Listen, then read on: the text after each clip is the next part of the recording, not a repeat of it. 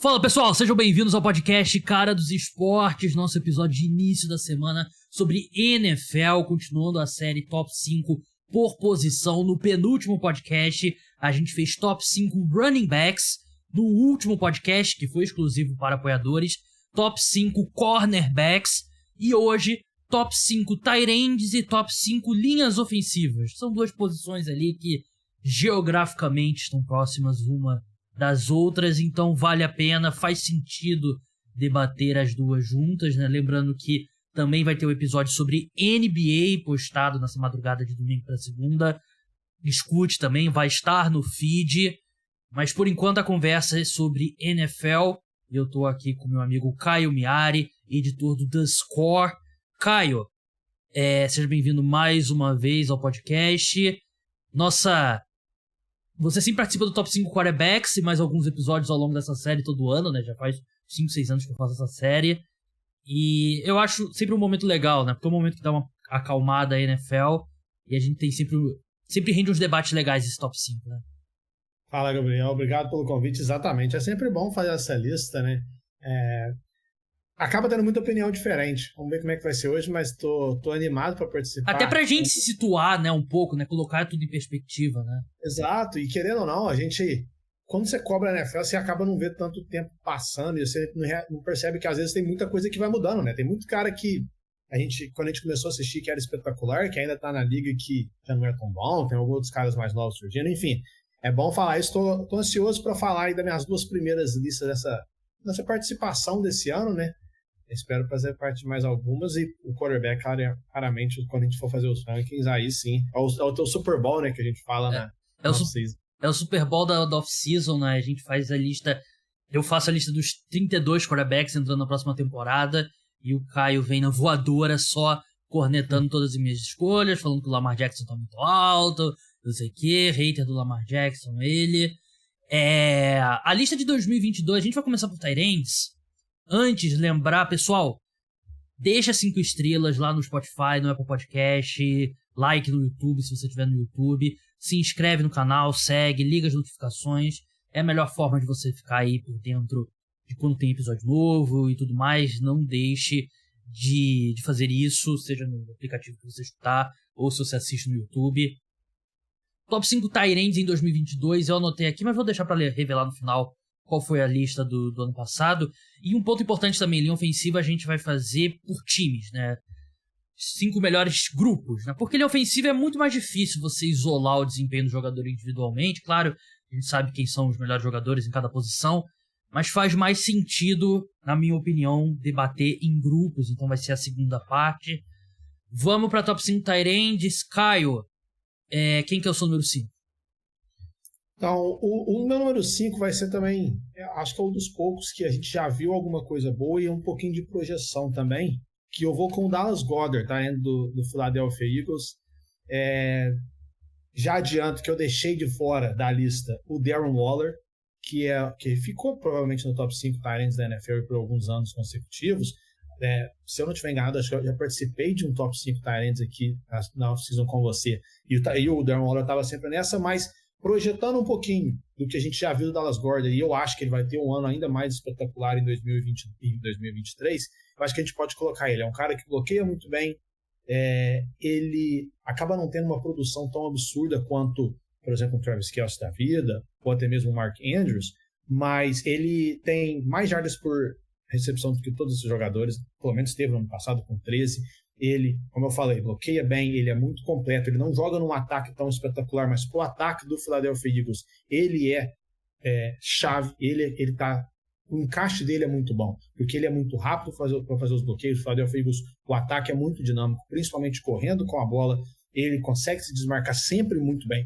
Reparando o Dallas Goedert de jogar, ele tá sempre, não sempre, né, mas ele consegue se desmarcar, ele consegue aquela separação dos marcadores com muita facilidade. Isso mostra que ele pode ser um jogador diferente. Ele, para mim, é um candidato a ter, quem sabe, mais de 1.000 jardas na próxima temporada. É difícil no ataque dos Eagles, né, porque já tem 2 wide receivers muito bons, e não é nem um ataque que lança tanto, mas enfim, vendo o que a gente já viu do Goedert da NFL e projetando um pouquinho do que ele vai ser em 2023, eu acho que eu coloco ele na 5ª colocação.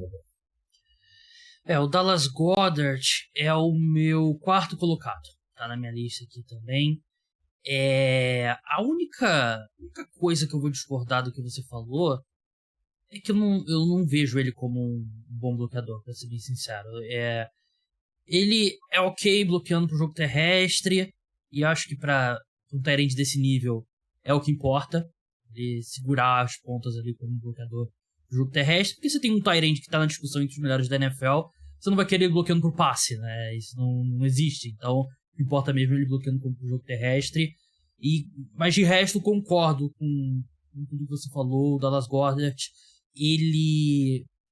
Acho que muita gente pode olhar e pensar, ele não passou de 1.000 jardas na última temporada, teve 843, mas ele perdeu muito o alvo pro A.J. Brown, né?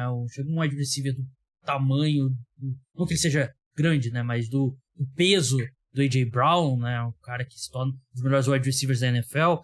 É claro que você vai afunilar um pouco mais os alvos na direção dele, e ainda mais o Devonta Smith também, que evoluiu nessa temporada. Então, é isso, ele não... Acho que ele não tem aqueles números de Kelce, de Gronk no auge, né? Tipo, 1.400 jardas e 15 touchdowns. Mas ainda assim é um dos tight ends mais talentosos da NFL. E mostra que os Eagles sabiam o que eles estavam fazendo quando eles abriram mão do Zach Ertz para dar mais espaço pro Dallas Goedert, né? Exatamente. E só para recapitular, né, as estatísticas dele no ano passado, 55 recepções, 702 jardas e 3 touchdowns em apenas 12 partidas. E algo que chama muita atenção é que, lançando para ele, o Jalen Hurts teve um rating acima de 123. Isso mostra o quão encaixado ele está no time do Philadelphia Eagles. Claramente ele é um cara recebendo melhor do que bloqueando. E assim, no jogo atual da NFL, que é uma liga de muito passe, que você precisa de um tight end que consegue ter velocidade necessária para desmarcar, consegue ter boas mãos, né, que consegue fazer aquela contested catches. O Dallas Goedert meio que tem todos esses pré-requisitos que um tight end atual precisa. E, de novo, ele talvez não tenha feito na carreira tanto quanto alguns outros nomes da NFL, tanto que vão estar à frente dele ou que já estiveram para trás. Mas se a gente olhar o que ele já fez e projetar um pouquinho do que ele pode vir a ser em 1-2 anos, eu acho que o Dallas Goedert está aí entre os principais da NFL mesmo. Sabe uma coisa que eu estava pensando, até quando eu defini que a gente ia fazer tight ends, né?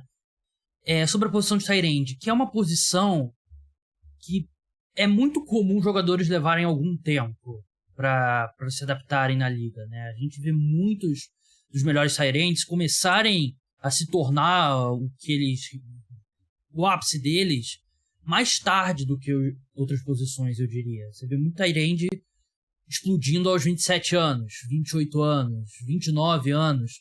Vê muito tight end produzindo depois dos 30 anos. É uma posição que é complicada. E eu estava pensando sobre os motivos sobre isso, né? E um dos pontos que é interessante, muitos desses tight ends não crescem jogando como tight end, né? Muitos deles eram tackles, mas eram muito... assim, eram bem móveis, tinham boas mãos, então eles passam a jogar como tight end.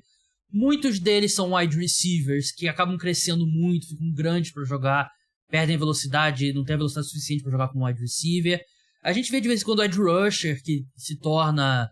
o cara que joga como edge rusher e tight end e acaba se firmando como tight end. A gente vê cara que jogava basquete virando tight end, né? Porque é um tipo físico muito particular, né? O cara ali de 1,95m, por aí, que tem que ser muito móvel, e o conjunto de interseção desse tipo de gente com jogadores de basquete, né? Normalmente alas. E também a gente vê muito quarterback, né? Quarterback que é um quarterback móvel, mas ele não é bom o suficiente para jogar como quarterback, mas ele é um excelente atleta, ele acaba indo jogar como tight end, né? E é o caso do Travis Kelce, por exemplo, né? Um cara que foi quarterback. Então é uma posição que, ao contrário de outras, não parece existir uma especialização tão cedo, né? E foi uma das teorias que eu desenvolvi ali pensando o porquê disso, porque tight ends normalmente é um processo mais lento de evolução quando eles chegam na liga, e fora que mesmo os caras que são tight ends no futebol americano universitário, quando eles chegam na NFL, eles têm responsabilidades maiores, né? E é exigido mais deles, eles têm que bloquear caras maiores, eles têm que se desmarcar contra caras maiores e mais rápidos do que eles tinham no futebol americano universitário. Então, o que você acha dessa minha teoria, Caio, do porquê de Não, tight ends demorarem, às vezes, pra se firmar na NFL? Eu acho que faz sentido. Nenhum jogador de futebol americano, nenhuma criança nasce falando assim, eu quero virar um tight end. Igual, por exemplo, no futebol da bola redonda, a gente não vê um cara falando que quer ser goleiro. É raramente. Ou quer ser zagueiro, melhor dizendo. Você começa lá na frente e vai passando. É como se fosse um tight end. Porque por exemplo, se um jogador ele é muito rápido e ele já tem, por exemplo, as mãos prontas, ele tem a velocidade e tudo mais, ele vai virar um wide receiver logo de cara. Ou então, se ele não tem a estatura, ele vai virar, por exemplo, um running back. A gente vê muitas vezes no college que o college football tem sistemas ofensivos muito específicos. Então, muitas vezes, eles vão modulando o jogador e vão mudando o jogador de acordo com isso. A gente já viu vários jogadores que começaram a carreira de tight end no college e acabaram mudando para outra posição, porque, ou talvez pela estatura, ou talvez pelo encaixe no time não seja tão bom. Por exemplo, o J.J. Watt, ele começou jogando lá em Western Michigan, ele era tight end. Uhum. Quem vai saber se ele teria virado um excelente tight end? Só que naquele time ele não encaixava tanto, então mudaram ele, por exemplo, para defensive end. Enfim, a transição de um tight end para a NFL, pelo fato de ser algo muito físico, todas as posições que precisam de algo de um vigor físico muito grande, às vezes pode levar um pouquinho mais de tempo. E o entendimento de um jogo de um tight end, pela posição que ele está dentro do campo de futebol americano, que é no meio, ele tem que ter uma noção de campo, um entendimento de jogo muito, muito grande. Muito maior que a maioria das posições, a gente pode dizer assim. Então, eu acho que isso também contribui para o porquê que alguns tight ends demoram mais do que outras posições para se tornarem assim, pro bowlers, renomado na NFL. Sobre o Dallas Goedert, Gabriel, desde 2020, ele é sexto tight end com mais jardas recebidas na NFL. E só para avisar o pessoal, não foi o WhatsApp no seu celular ou no seu computador, foi o WhatsApp que eu tinha deixado aberto aqui e vazou pro som do Caio. Para encerrar essa discussão mais macro sobre tight ends, foi criado a Tight End U, né, que é uma espécie de camp que os tight ends da NFL vão, né, todo ano, se não me engano, em Nashville, né, lá no Tennessee, e tá para ter a desse ano, né, acho que é nesse mês ainda, ou em junho, né, eu sei que eles falaram no Pardon My Take, não sei se você escutou, Caio, o pessoal do Pardon My Take vai, né, então é o Kelsey, o Kittle e o Greg Olsen que organizam, né, e vai todos os tight ends da NFL. E acho que é uma forma ali que assim, de um ajudar o outro a desenvolver, que realmente muitos chegam crus ali quando estão na NFL, mesmo na NFL ainda estão cru na posição. O meu quinto colocado, talvez seja mais polêmica, é o Kyle Pitts, do Atlanta Falcons. Primeira coisa, tá na sua lista? Não, tá na minha lista. Nem foi considerado na minha lista. Então vou explicar o Kyle Pitts. Jogador muito talentoso. Pra mim, ele não ter uma grande produção com o Atlanta Falcons até agora diz muito mais negativamente sobre o Atlanta Falcons do que sobre o Kyle Pitts. Ele se machucou na temporada passada, né? Terminou a temporada machucado, teve apenas 356 jardas. O Arthur Smith alérgico a chamar jogadas pro Kyle Pitts perto da red zone. Ele teve 2 touchdowns em 2022, um em 2021, que foi o ano de calor dele, ele passou de 1.000 jardas naquele ano, 2026. Pra mim, ele tem todo o talento do mundo e é o que a gente tá tentando fazer aqui nessa lista, né? A gente tá projetando o jogador e tentando isolar o talento, né? Não é a situação. Claro que influencia a situação, mas pra mim, é muito mais um fracasso do Atlanta Falcons do que um fracasso do Kyle Pitts. Eu ainda vejo o mesmo talento nele que eu via na época do college. Pra mim, ele tem talento pra ser um sucessor do Travis Kelce e do George Kittle, como o melhor tight end da NFL. E eu acho que existe um mundo também que ele joga como wide receiver em tempo integral e vira um excelente wide receiver também, porque ele é incrível. Então, pode ser... É polêmico pela forma como ele jogou na temporada passada, e eu entendo a produção dele, e entendo quem possa me achar maluco, mas pra mim, reforça o ponto. O fato dele não ter se tornado ainda um dos tight ends mais produtivos na NFL é mais um fracasso dos Falcons do que dele, da questão de quarterback também. Jogou com o Matt Ryan na temporada retrasada, com o Marcus Mariota nesse último ano, vai jogar com Desmond Ridder agora, e eventualmente Taylor Heinicke. Não é ainda um cenário ideal, mas eu ainda, pra mim, não é por falta de talento do Kyle Pitts. Eu concordo, eu não acho que é por falta de talento, mas eu acho assim, eu não consigo imaginar nenhum cenário nos meus critérios que eu colocaria o Kyle Pitts nesse top 5. Só pelo fato do seguinte, eu acho que a gente está fazendo uma projeção para fazer o top 5, tem alguns jogadores que já mostraram alguma coisa, outros não, nem tanto, mas eu até acho também que o motivo do Kyle Pitts na NFL ainda não ter feito tudo aquilo que a gente esperava, que a gente sabe que ele pode fazer, é o Atlanta Falcons, o sistema ofensivo, a posição de quarterback em Atlanta. Só que a gente olha para 2023 e não mudou muita coisa. Provavelmente o Kyle Pitts vai sofrer na mão do Atlanta Falcons de novo em 2023, por isso que eu não consigo colocar ele lá na frente. Ele tem que ser o alvo número 1 dos Falcons, eu acho que essa é a tendência, mesmo com o Drake London there. Eu acho que a gente está falando de dois jogadores que, se tiverem com... Você falou Drake London there? Falei? Falou aí, ó. Cara, porra, o cara mora no Canadá, já até nem percebi os idiomas. Mas com o Drake London lá, são dois jogadores que a tendência, com um quarterback bom, é ter 1.000 jardas para cada um, e a gente claramente, principalmente com o Kyle Pitts, não vi isso. Quando a gente olha para 2023, Gabriel, será que o Desmond Ridder vai ser o cara para fazer isso?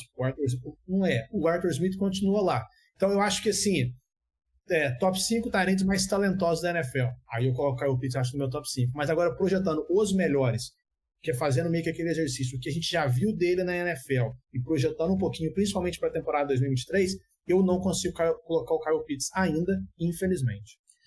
Justo, acho que é bem justo. Assim, o que eu falaria para encerrar Kyle Pitts, se eu fosse um time bom, que tem um bom quarterback, eu tentaria roubar o Kyle Pitts do Atlanta Falcons.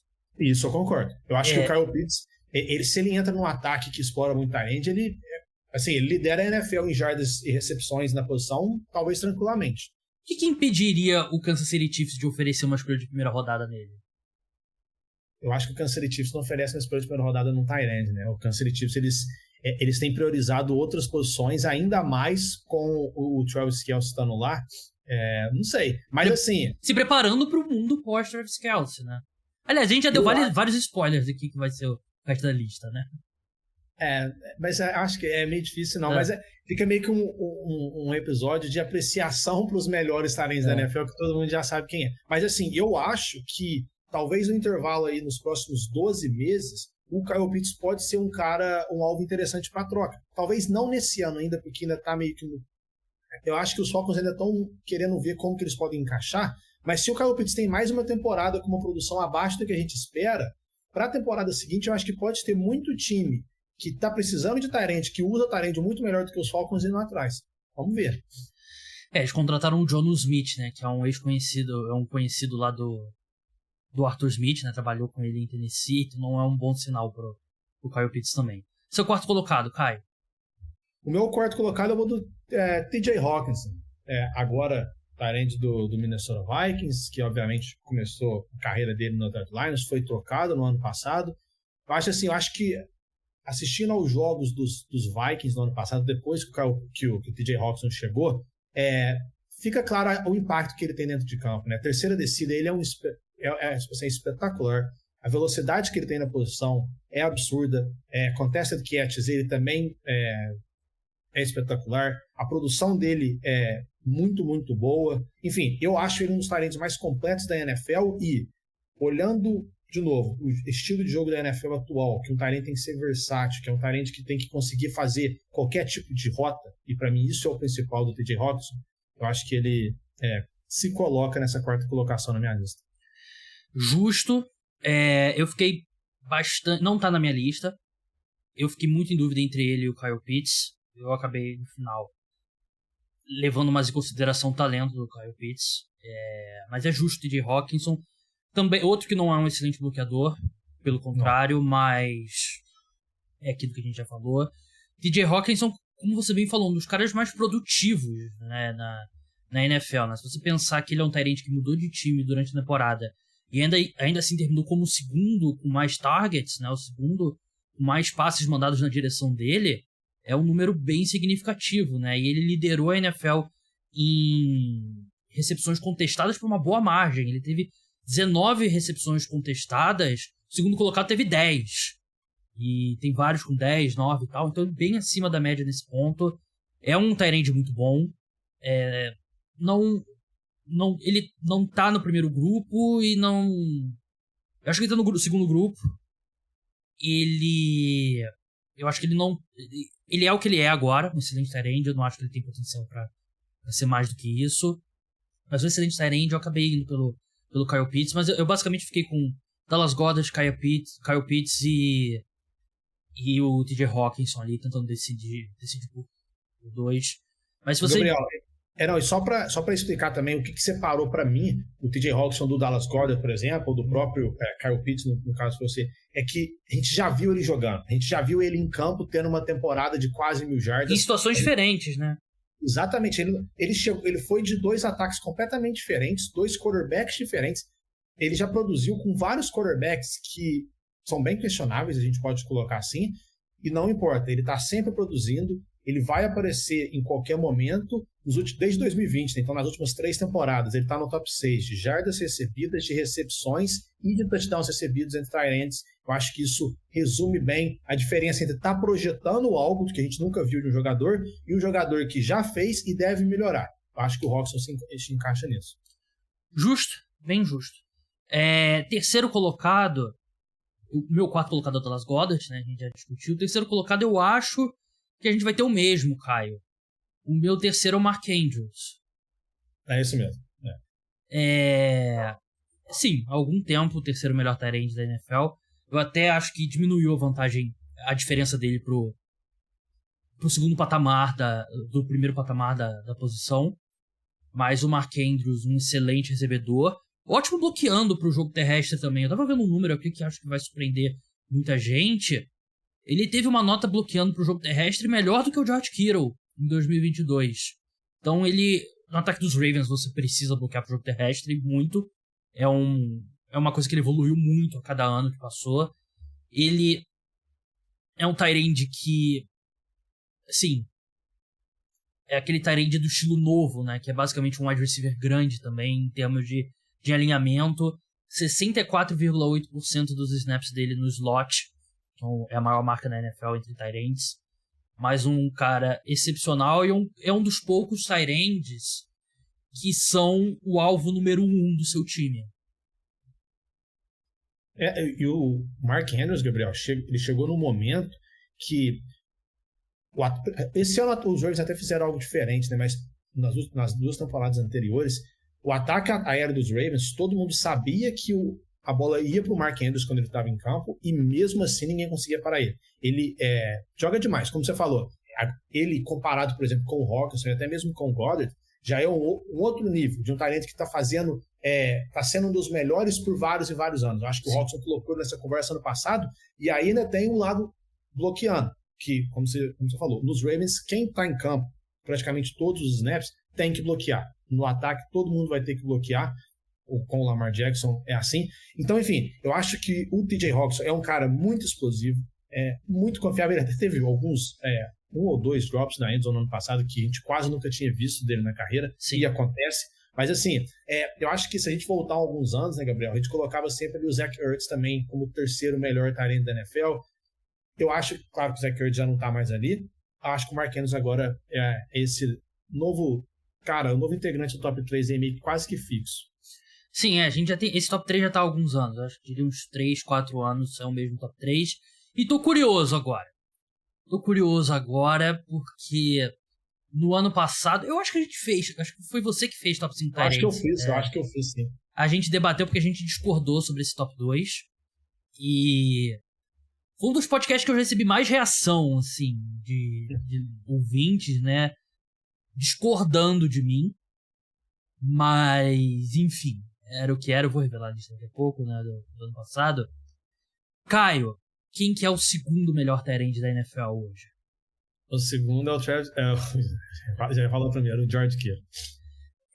Foi o ponto que a gente discordou no ano passado, né? Você, se eu não me engano, você ainda tinha o George Kittle número 1, né? E eu tinha o George Kittle número 2. E o número... já pode revelar logo, né? Porque acho que não dá pra discutir sobre um sem discutir sobre o outro. O número 1 é o Travis Kelce. E foi o meu número 1 ano passado. São dois caras que vêm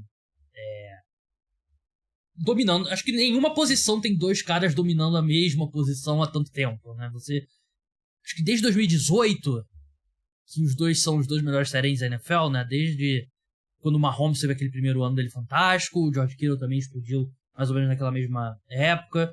Uns 4 anos, andando no 5º ano ali, que os dois estão dominando a liga nessa posição. Eles herdaram ali o posto do Gronk. E o meu argumento em 2022 para ter o Travis Kelce na frente, quando a maioria das pessoas tinha o George Kittle, como o Caio, é que é muito fácil racionalizar o George Kittle como melhor, dizendo, ele bloqueia melhor.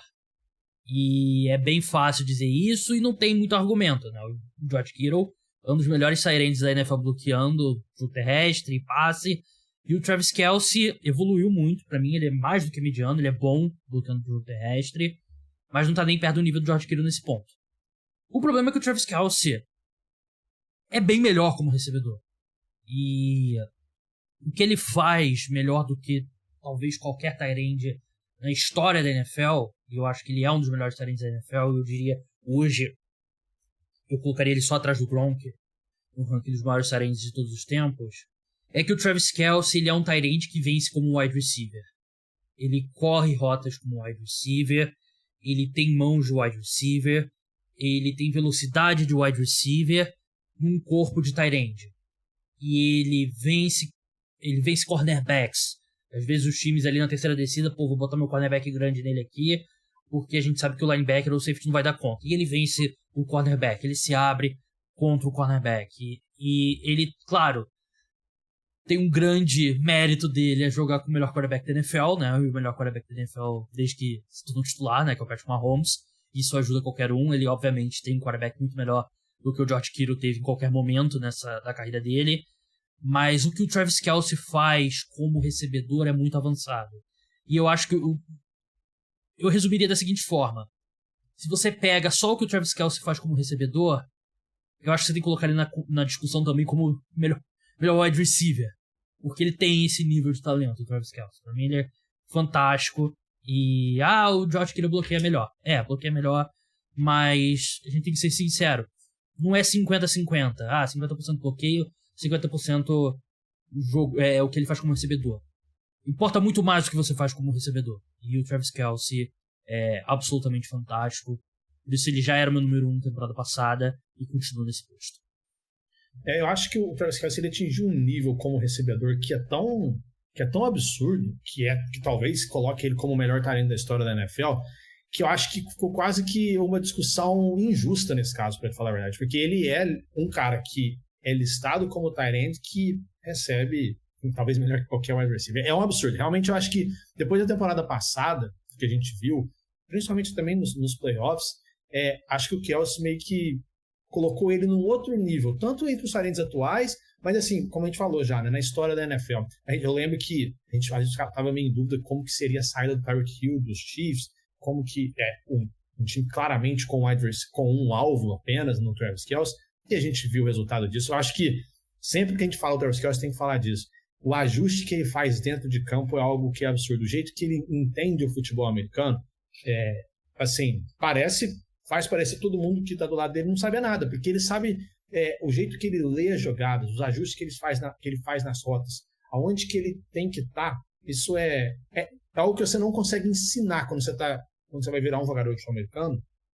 Se esse jogador nasce com isso, só assim que ele vai ter. Você não consegue aprender isso durante a carreira, enfim. Sobre o George Kittle, o engraçado também, né, que o George Kittle parece ser o cara feito para esse estilo de jogo dos 49ers, e o Travis Kelce parece ter sido feito para esse estilo de jogo dos Chiefs, com o Mahomes, que tem sempre improviso.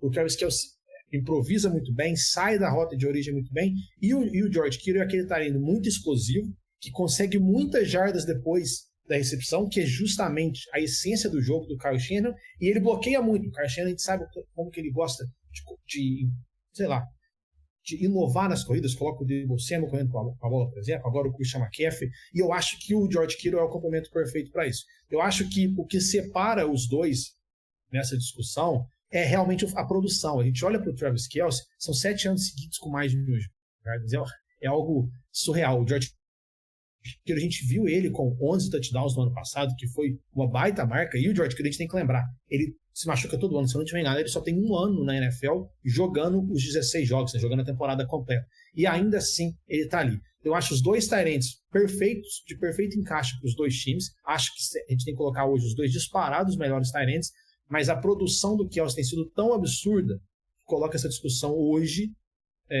como inválida, digamos assim. Os últimos 4 tight ends, eu acho, que foram para o All-Pro, né? O Kelce tem 2, o George Kittle tem 1, e o Mark Andrews, que foi o terceiro na nossa lista, é outro jogador. 2 anos atrás ele também entrou nessa seleção da NFL. Eu diria hoje que os dois estão em patamares diferentes.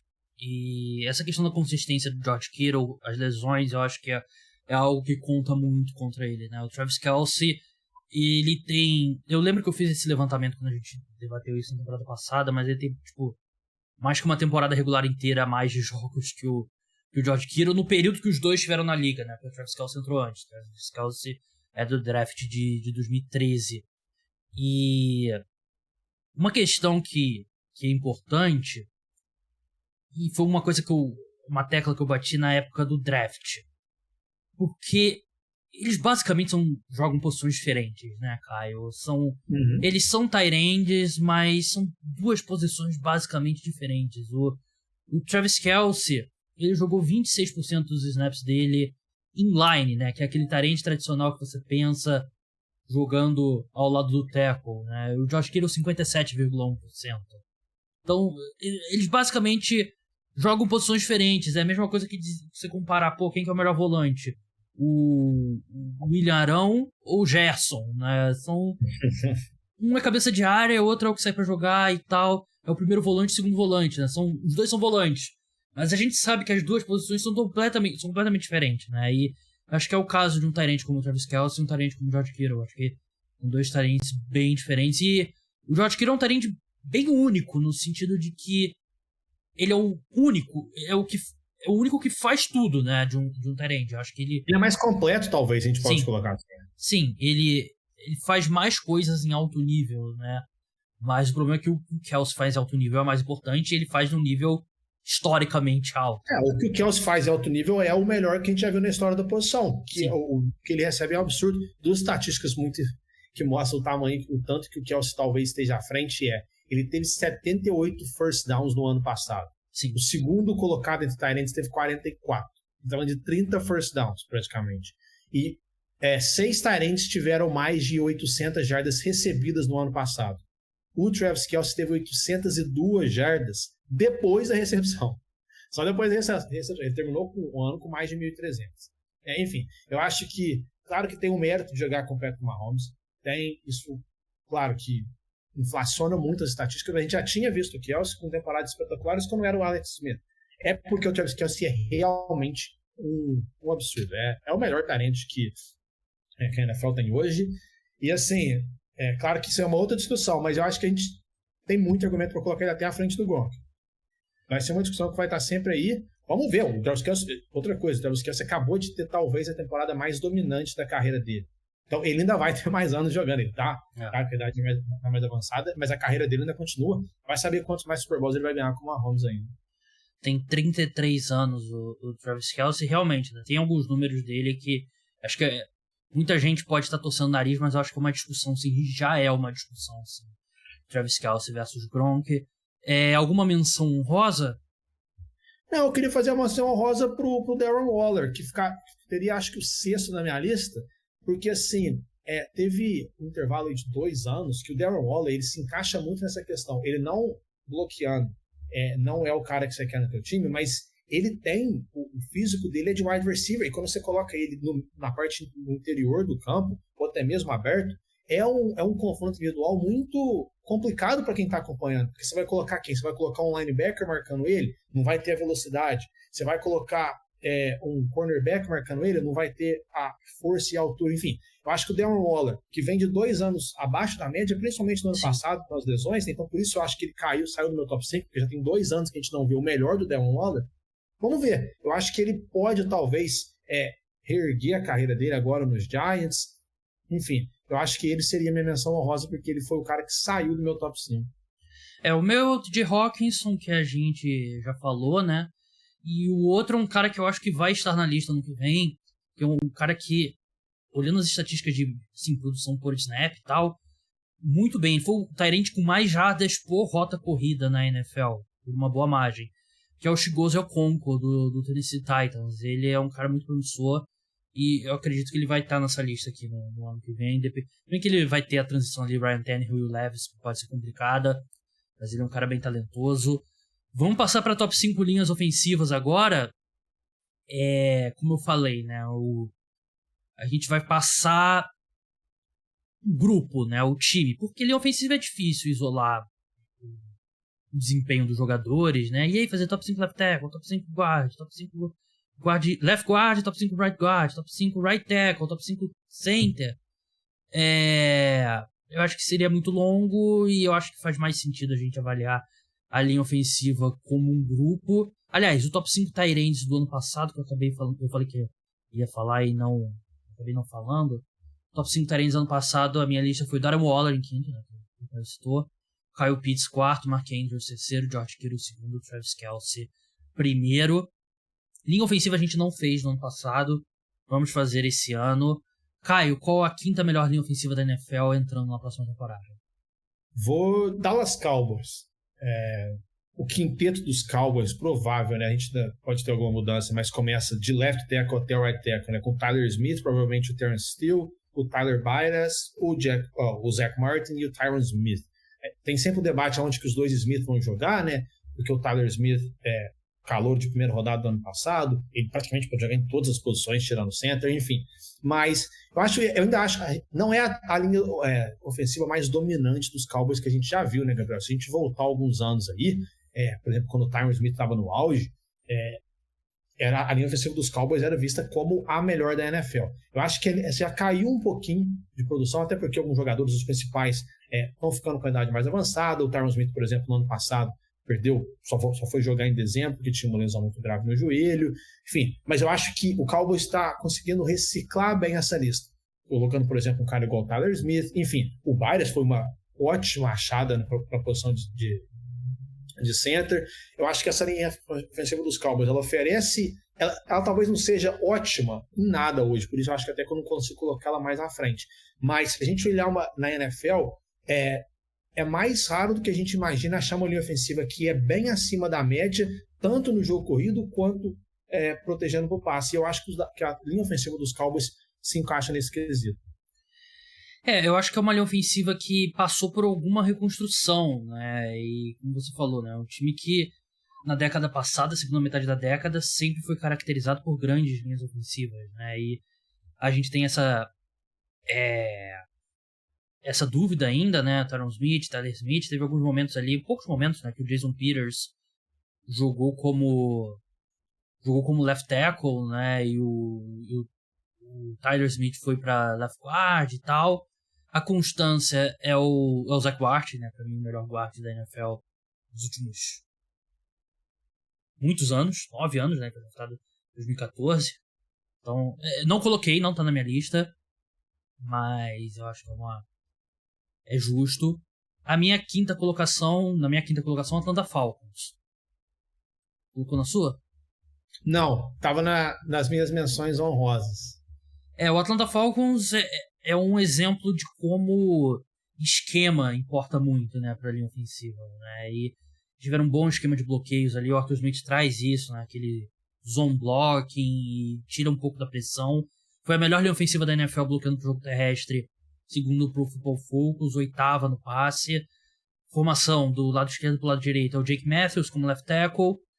O Matthew Bergeron deve ser o titular calouro que eles draftaram. Ele substitui o Elijah Wilkinson, que é o único que não mantém da último ano, né? Ele assinou com o Arizona Cardinals. Drew Dalman, center. Chris Linderson, melhor guarda da temporada passada, right guard. E o Caleb McCary, right tackle. Nenhum nome muito conhecido. Mas é um grupo que jogou muito bem e que vai ter a continuidade, né, Caio? Vai ter uma posição mudando. Se você me diz, a linha ofensiva vai ter uma posição diferente, você provavelmente escolheria guard, né? Que eu acho que é mais fácil você tirar um e colocar outro do que os tackles ou o center.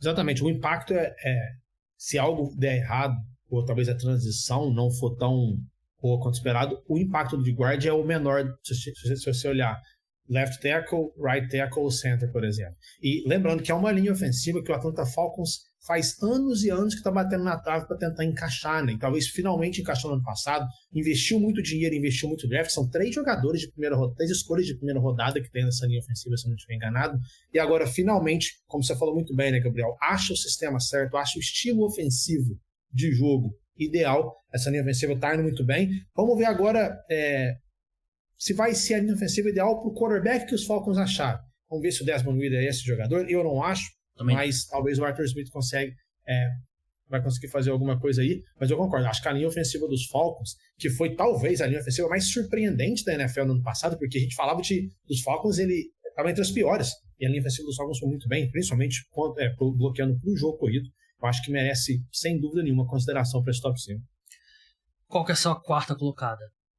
Minha quarta colocada eu vou de Baltimore Ravens, que se a gente fosse falar, né, da esquerda para a direita, Ron Stanley, o Ben Cleveland, que vai estar provavelmente substituindo o Ben Powers, que agora está nos Broncos, vai ser a única mudança drástica, né, ou pelo menos entre os titulares de um ano para o outro. O Tyler Linderbaum, de center, Kevin Zeitler e o Morgan Moses, de right tackle. Eu acho que assim, o Ron Stanley é sempre aquele, né, a linha ofensiva dos Ravens, eu acho que se todo mundo jogar o máximo que pode, contar ali para talvez brigando no top 2 dessa lista. A gente já viu a linha ofensiva dos Ravens sendo um absurdo.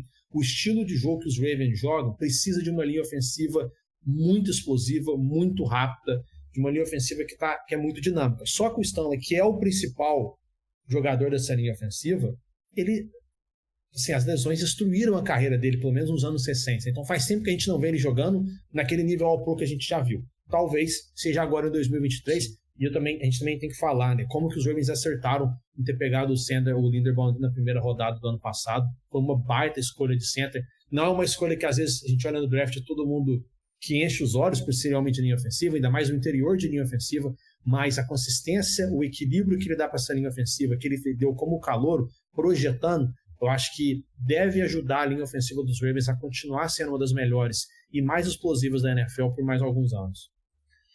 Ponto que a gente concordou, então. Eu botei o Baltimore Ravens na quarta colocação.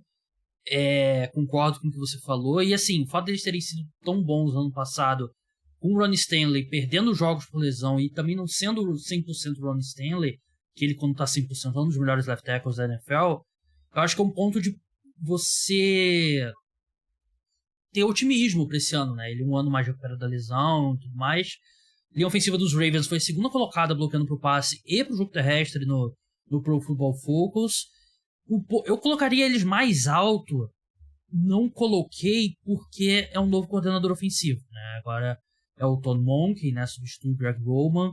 E por mais que eu acho que é um upgrade o Todd Monken em relação ao Greg Roman, ainda assim você vai ter um grupo que vai ter que se adaptar a um esquema tático novo, né? Então eu acho que, como eu falei, a linha ofensiva é muito esquema tático. Então é um ponto que pode impactar o desempenho. Acho que até o final da temporada eles vão estar encaixados, tudo bem, mas pode ser que demore um pouco. Mas é uma linha ofensiva que tem bastante continuidade também, que é muito importante. O Gabriel, só uma estatística sobre essa linha ofensiva, só 24 faltas no ano passado foi a linha ofensiva menos penalizada da NFL.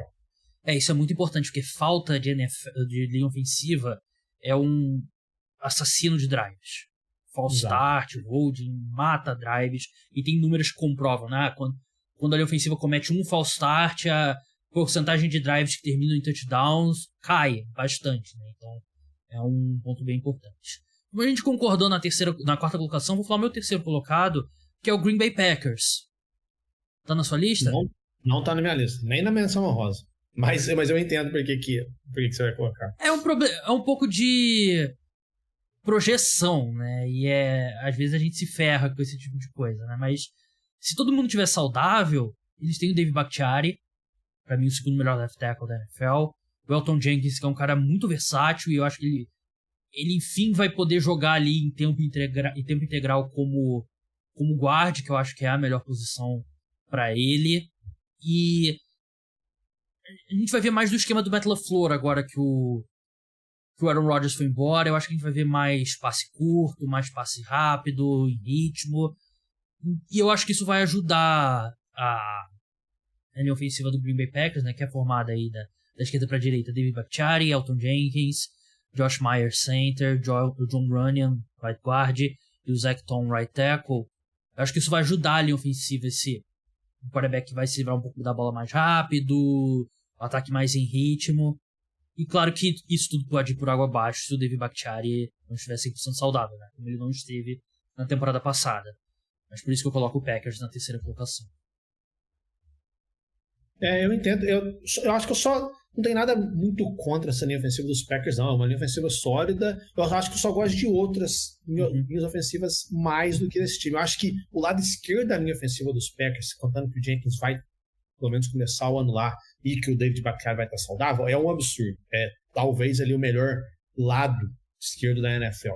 Só que eu acho que a gente olha para a linha ofensiva dos Packers de um modo geral, ainda tem algumas incertezas. A gente sabe que tem o talento, mas ainda falta talvez achar as posições ideais. A gente tem que ver se todo mundo vai ficar saudável. Não tem muito, por exemplo, profundidade.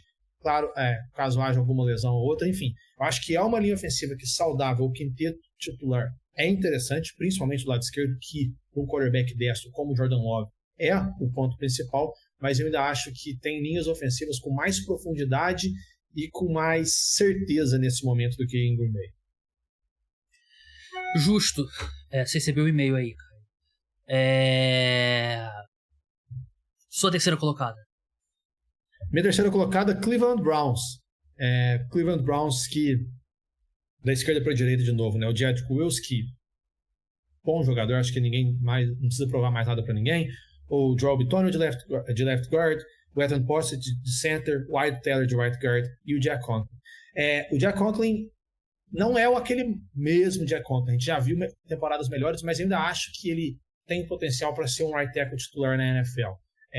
Assim, bloqueando para o jogo corrido, acho que a gente não precisa nem falar muito, né? A gente vê a produção de qualquer que seja o running back do Cleveland Browns, é um absurdo. A gente está falando provavelmente da melhor dupla de guards da NFL. É uma linha ofensiva muito sólida que, independentemente de quem é o quarterback, joga bem. A gente fala de continuidade, né? Uma linha ofensiva que os pilares dessa linha ofensiva estão juntos há muito tempo. Isso importa muito. Enfim, é uma linha ofensiva que tem jogado bem contra adversários, está sendo muito testado ao longo dos anos. Quando você joga numa divisão como, por exemplo, a AFC North, você vai estar sempre sendo muito testado. É uma das divisões mais difíceis em termos de confronto nas trincheiras que a NFL tem. E essa linha ofensiva dos Browns, assim como a dos Ravens também que a gente falou, ela parece que está sempre pronta, sempre preparada, tem a constância, tem o talento na posição titular. Os dois lados são bem equilibrados, tem experiência, que isso também pesa entre linhas ofensivas. Eu gosto bastante dessa linha de Cleveland, que é a minha terceira nessa lista. Então, tá nas minhas menções honrosas aqui a linha ofensiva do Cleveland Browns. Eu fiquei bastante em dúvida entre eles e os Falcons, e fiquei surpreso quando você falou, porque tava aqui na minha lista, mas eu tinha apagado da minha cabeça, porque eu achei que você ia falar outro time. Eu só acho que é uma linha ofensiva construída um pouco diferente do que seria o ideal, né? E na NFL você nem sempre consegue o ideal, né? Porque eles têm dois grandes guards, como você falou, melhor dupla de guards da NFL, né? Joe Bitonio e Wyatt Teller. Eu não sou tão fã do Jedrick Wills e do Jack Conklin. Acho que eles são medianos para bons como tackle, e na linha ofensiva, se você tiver 5 caras medianos para bom, já é bem suficiente para você fazer uma linha ofensiva razoável, né? Mas eu não sou o maior fã do Jedrick Wills. Jack Conklin, o cara que já se machucou bastante também, e muito boa pro jogo terrestre, né? O Chubb é um cara que também aproveita bastante. E a gente sabe que o Deshaun Watson, historicamente, é um cara que dificulta a vida da linha ofensiva, né? Um cara que segura a bola, como você falou, né? Cleveland Browns joga numa divisão com bastante bons edge rushers, né? Bons pass rushers. Mas é justo, eu acho justo o Cleveland Browns na terceira colocação. Qual que é o seu segundo? Meu segundo é Detroit Lions. É um dos grupos que eu mais gosto, da esquerda para a direita, né? O Taylor Decker, o Jonah Jackson provavelmente vai ser o left guard, Frank Ragnow de center, A posição de right guard vai ser, ainda é um ponto de discussão, mas provavelmente vai começar com Halanopoulivai. Vai estar, vamos lá. E de right tackle, o Penei Sewell. É um absurdo essa dupla de tackles, com o Decker e com o Sewell.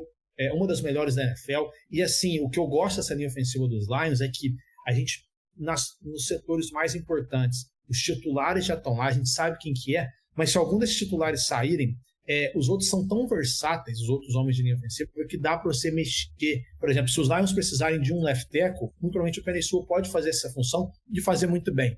Eu acho que é uma linha ofensiva que não ganha tanto reconhecimento quando a gente fala das melhores da NFL, comparado, por exemplo, com o Baltimore Ravens, com o Philadelphia Eagles da vida, porque talvez ainda não tem um cracaço, não tem um Trent Williams igual os 49ers têm, mas o conjunto é muito sólido. O Dan Campbell tem feito um trabalho, junto com a comissão técnica dele, tem feito um trabalho absurdo em montar essa linha ofensiva, e assim, foi algo bem gradativo, né, a gente pode dizer assim, mas eu acho que entrando em 2023, essa linha ofensiva dos Lions, que combina muito bem experiência e juventude, né, com o talento de alguns jogadores, eu acho que ela vai estar assim, entre as melhores da NFL. Já está, né, mas eu acho que ela vai se provar ainda mais nessa elite de linha ofensiva da NFL. Então, eu tava pensando aqui, eu tava olhando os números avançados pra eu não ver se eu não tava, lembrar se eu não tava maluco aqui. Eu vou manter eles fora do top 5. Acho que eu vou manter, seria o meu sexto colocado ou sétimo. De repente o Cleveland Browns na frente. É uma linha ofensiva que realmente tem nomes muito bons. Eu só não acho que ela jogou tão bem na última temporada quanto a reputação. A impressão, se você pega os números avançados, eles estão bem baixo em win rate da ESPN, lá pra casa dos 20, né, que é a porcentagem de vezes que a linha ofensiva venceu os bloqueios. E eles também estão baixos em nota no Pro Football Focus. Né? Baixo não, eles estão no top 10 ainda. Estão 9º em bloqueio pro jogo terrestre e 22º bloqueio pro passe. Então, a gente tem 2 sites diferentes, 2 métricas avançadas diferentes que não gostaram tanto. Claro que linha ofensiva você não tem como mensurar por números. Apenas, né? Claro, tem teste do olho também. Eu acho que é uma linha ofensiva muito boa, mas eu não acho que é uma top 5. E eu acho que é uma linha ofensiva que pode vir a ser top 5. Tem jogadores que podem jogar melhor ainda. E o Penei Sewell tem tudo para ser um dos melhores tackles da NFL. Né? Ainda não aconteceu, mas ele tem tudo para ser. Então, tranquilo, vou manter meu top 5. Nessa linha ofensiva dos Lions, Gabriel, praticamente 4 jogadores jogaram mais de 1.000 snaps na temporada passada. Então, essa continuidade é muito importante. É muito importante, é um time que a essência, a base dos Lions está junto há muito tempo dessa linha ofensiva também. O Football Outsiders, que é um outro site também de estatística mais avançada, que tem a própria métrica deles, colocou a linha ofensiva dos Lions no ano passado em jardas ajustadas de ganho, né, que a linha ofensiva conseguiu, e de win rate no top 7 para as 2 métricas. Então, enfim, é uma linha ofensiva que é um pouquinho de projeção, a gente pode colocar assim, mas eu acho que ela pode ser uma das grandes surpresas assim, coletivas da temporada 2023, se os Lions realmente conseguiram ter esse jump que a gente está projetando. A gente já viu um pouquinho em 2022, a gente espera. A expectativa em Detroit é muito grande, né? No ataque principalmente, acho que essa expectativa alta passa também pela linha ofensiva. Verdade. Sua segunda colocada do Detroit Lions, né? A minha é o Kansas City Chiefs. Que foi a sexta no meu. Que se tivesse sexta colocado. E assim, um negócio que é importante a gente falar, né? Que linha ofensiva é muito difícil pra gente pra avaliar, né? Em geral, fãs de NFL em geral. Porque eu sinto no fã de NFL médio, assim, né? Tipo, ou a linha ofensiva é perfeita ou ela não presta, né? Então, tem que ter alguma nuance, né? Até as melhores linhas ofensivas têm pontos fortes e pontos fracos, né? E pra mim tem um número 1 bem claro, que eu tenho certeza que vai ser o mesmo do Caio. E depois do 2 até, sei lá, 8, 9, eu acho que a diferença não é tão grande assim de uma pra outra. O Kansas City Chiefs é uma linha ofensiva que muda bastante. E eu acho justo tirar pontos deles, porque não vai ter a mesma continuidade. Mas é um time que tinha o Orlando Brown e substitui pelo Donovan Smith, que era do Tampa Bay Buccaneers. Se o Donovan Smith estiver saudável, eu acho que ele pode jogar no mesmo nível que o Orlando Brown. É um jogador diferente, mas eu acho que ele pode manter o nível ali no segundo left tackle. Tem o Joe Thuney, um dos melhores left guards da NFL. Creed Humphrey, segundo melhor center da NFL. E o Trey Smith, que é um excelente right guard também, né? Um cara jovem, mas que já entrou jogando em bom nível. E ele substitui o Andy Wiley, que pra mim era o pior jogador desse time titular, pelo John Taylor, que é um right tackle muito bom, né? Eles pagaram um pouco caro pro meu gosto, mas é um right tackle muito bom. Então acho que é uma linha ofensiva que, no geral, nome por nome, é melhor do que na temporada passada. E a formação que você vê hoje não tem um ponto fraco claro. E vai ter atrás deles um quarterback que ajuda muito a linha ofensiva, que se livra da bola, evita sacks. Foi a 6ª linha ofensiva bloqueando pro passe e pro jogo terrestre. Por isso que eu acho que o Kansas City Chiefs tem a 2ª melhor linha ofensiva da NFL. É uma linha ofensiva que, assim como você falou, muito boa. Eu acho que o Kansas City Chiefs entra em 2023 com a questão na posição de offensive tackle, né? Eu acho que, por exemplo, como você falou, o Wiley não está mais lá, nem o Orlando Brown, agora é o Donovan Smith e o Javon Taylor. A tendência é os dois conseguirem, no mínimo, fazer o que os outros jogadores que eles estão substituindo fizeram. Então eu acho que o Kansas City Chiefs vai estar tranquilo. É interessante olhar como o Kansas City Chiefs construiu essa linha ofensiva, né, Gabriel? Que foi muito boa. Acho que a última atuação que a gente viu dos Chiefs na temporada passada foi a atuação no Super Bowl, que pegou um pass rush do Philadelphia Eagles, que fez uma temporada histórica, o primeiro pass rush da história da NFL, com 4 jogadores com 10 ou mais sacks numa mesma temporada, e o Kansas City Chiefs, com a ajuda, claro, do estilo de jogo do Patrick Mahomes, não permitiu nenhum sack no Super Bowl. Então acho que isso meio que resume o porquê que essa linha ofensiva dos Chiefs está entre as melhores da NFL, mas a gente lembra daquele Super Bowl que os Chiefs perderam para os Bucs, que foi um desastre. A linha ofensiva teve uma atuação pavorosa, muito porque não tinha os 2 tackles titulares, né? Então aí os Chiefs vão no mercado, eles foram agressivos para pegar o Orlando Brown, por exemplo. No draft, eles pegaram o Trey Smith e pegaram o Humphrey. Ter achado o Humphrey numa segunda rodada foi um absurdo para esse time. E aí eles colocaram muito dinheiro no Joe Thuney e agora colocaram muito dinheiro no Javon Taylor. Então é uma linha ofensiva que não tem diretamente nenhuma escolha de primeira rodada, mas é um time que foi muito agressivo tanto na free agency quanto usando uma troca, por exemplo, envolvendo uma primeira rodada para pegar o Brown, que ajudou muito esse time. Eu gosto dessa linha ofensiva dos Chiefs. E, Gabriel, só meio que tocando naquele assunto que você falou, que a opinião dos torcedores fanáticos quanto a uma linha ofensiva, ela muda muito, né? Ela vai de ou 8 ou 80. Se o seu time tem uma linha ofensiva ali das 10 melhores da NFL, das 12 melhores da NFL, você tá muito bom. Assim, a diferença, às vezes, por exemplo, para a 2ª melhor linha ofensiva da NFL e 8ª melhor, é muito pouco. Assim, não é uma diferença que, às vezes, muda muito só pelo estilo de jogo. Às vezes, uma linha ofensiva é melhor para tal time, mas não seria tão encaixada para um outro adversário, por exemplo. Enfim, mas a linha ofensiva sempre, como você falou, tem opiniões muito divergentes, né, Gabriel? É muito mais importante não estar nas 5 piores do que estar nas 5 melhores, né? Perfeito, exatamente. Tem quarterback que segura mais a bola do que outros. Exatamente. Enfim, tem muita coisa envolvida.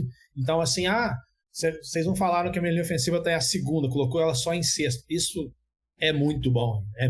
Basicamente, é quase que um empate técnico. Eu acho que tem algumas linhas ofensivas que, quando tem um ano muito espetacular, igual a dos Cowboys que a gente viu há um tempo atrás, igual a número 1 dessa edição, eu acho que são linhas ofensivas muito específicas e faz uma diferença muito grande.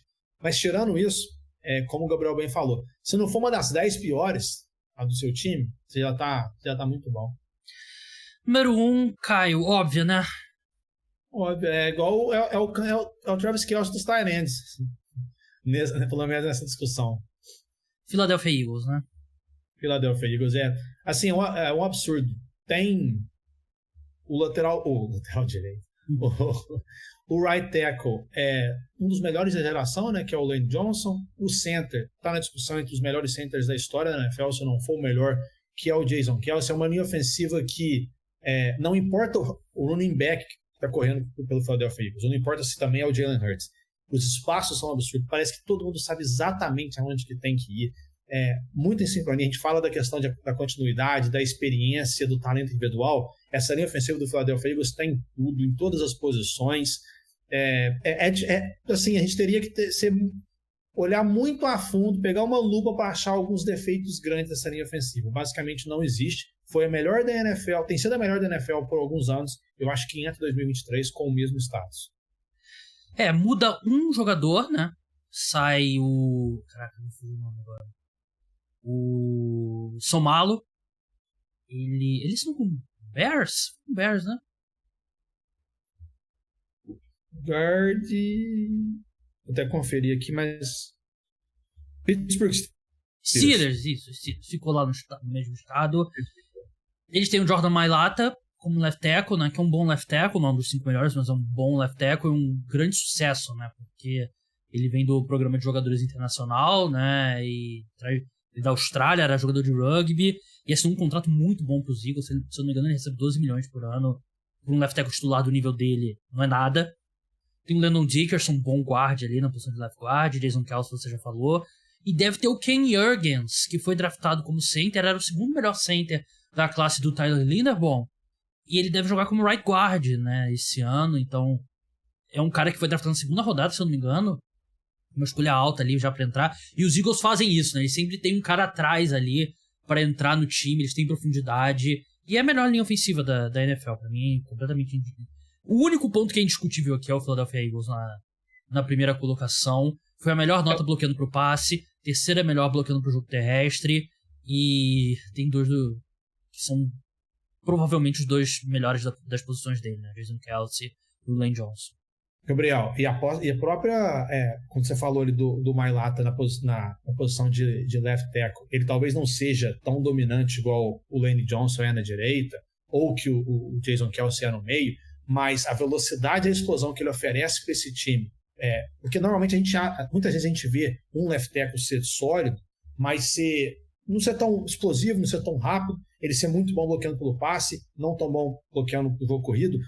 A questão do Mailata, ele oferece a velocidade que o Philadelphia Eagles precisa para correr bem com a bola, muito por causa do que você falou da questão que ele jogou rugby, né? A movimentação, o trabalho dos pés dele é impecável. Verdade. Então é isso, top 5 tight ends, top 5 jogadores de linha ofensiva. Nessa semana, no podcast exclusivo para apoiadores, faremos top 5 edge rushers, um top 5 bem interessante, que a gente vai debater exclusivo para apoiador. Se você quer ter acesso a esse conteúdo, tem um episódio semanal sobre NFL que é exclusivo para apoiadores, tem meus textos sobre NFL na newsletter, se torne apoiador, link na descrição, R$14 por mês, tem desconto se você assinar plano de 6 meses ou um ano, pagando por Pix, muito simples, muito fácil, muito seguro, tem assinatura mensal também por PicPay. Caio, muito obrigado pela participação e até a próxima. Obrigado, Gabriel, sempre bom fazer essa discussão, né, dos 5 melhores, independentemente das posições aqui no podcast. Aquele abraço. Tem que liberar o Caio logo porque ele tem jogo de tênis hoje, né? Tem que jogar tênis, né? Eu vejo um cara da classe A, né? Amanhã. Hoje eu tô de plantão na escola, mas amanhã cedo. É que a gente tinha pensado em marcar a gente tá gravando na quinta, nossa. E ia gravar na sexta. Porque eu tenho horário pra jogar tênis. Pô, cara. Hoje à noite eu trabalho de plantão esperando o Dalvin Cook ser mandado embora do Minnesota Vikings. Vamos ver se ele vai ter antecipado a notícia aqui, mas você só vai escutar no domingo mesmo, ou na segunda-feira, você ouvinte do podcast Cara dos Esportes. Caio, muito obrigado participando lá diretamente de Toronto, no Canadá, com a camisa do Blue Jays, inclusive, quem tá assistindo no YouTube tá vendo. Então, é isso, pessoal, podcast Cara dos Esportes de NFL. Não deixe de escutar o programa sobre NBA, que vai estar no feed também. Então, até lá.